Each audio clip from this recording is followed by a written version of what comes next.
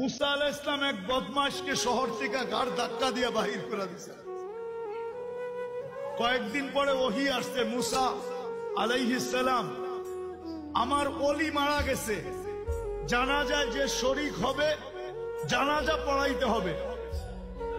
তো মুসা আলাইহিস সালাম বলতেছে, আল্লাহ একা জানাজা পড়াবো কি কইরা, একা কি কইরা? আল্লাহ চুষে চলে আসছে যে মুসা, আমার বন্ধুর জানাজায় যে শরীক হবে আমি তার গুনাহ মাফ করব, আমি তার গুনাহ। এই সুযোগকে হাতছাড়া করে চলছে বনি ইসরাইল, যা দেখে জঙ্গলে পড়া আছে ওই পুরান বদমাশ যাকে মুসা আলাইহিস সালাম বাহির করে দিয়েছেন। আর বনি ইসরাইল ছিল একটু গারতারা জাতি, গারতারা, গারতারা বুঝেন,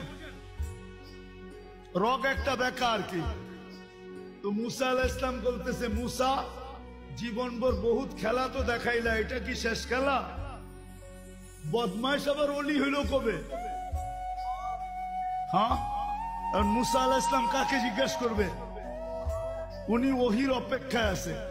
একটু পরে আল্লাহ ওহি পাঠাইছে, মুসা আলাইহিস সালাম ছিল তো বদমাশ সত্য, কিন্তু ফালাম্মা কারুবাল মউত, আরবি শব্দগুলা কিন্তু ভালো মতো শুনেন।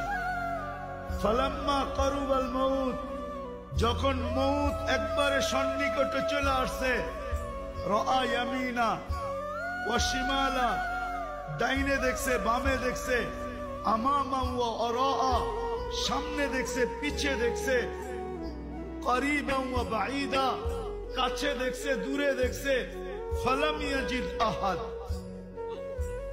কাউকে পায় না মনের কথা বলার জন্য। ফালাম্মা রাআল উফুক, আকাশের দিকে তাকায়া বলতেছে, ইয়া মান লা তাদুররুহু দুনিয়া, ও আল্লাহ গুনাহে যার ক্ষতি সাধিত হয় না, ওয়ালা তানকুসুহুল মাগফিরা, মাফ করলে যার ভান্ডারে কমে না, ফারা আমুতু ফরিদান ওয়াহিদা, দেখ আমি একা জঙ্গলে পড়া মরতেছি, ওয়া আনতা কুলতা আনতাল গফুরুর রহিম, আর আপনি বলতেছেন আপনি গফুরুর রহিম। যদি মাফ না করলেন তো আমার লাভ হইল তো হইলটা কি? আপনার এই নাম দিয়ে আমার কি লাভ হইল? আল্লাহ বলতেছে, মুসা ইসআল বনি ইসরাইল মাদা উজিব, ও মুসা তুমি বনি ইসরাইলকে জিজ্ঞেস করো আলাইহিস সালাম আমি কি জবাব দিব। তো বনি ইসরাইল চিৎকার দিয়া বলতেছে, সাদাকতা ইয়া রাব্বা, রব আপনার সিদ্ধান্ত সঠিক। এই কথা বলার পরে আপনার জবাব তো এটাই আসে যে আমি মাফ করে দিলাম। আজকের রাত্র হলো ওই রাত্র, শুধু গুরা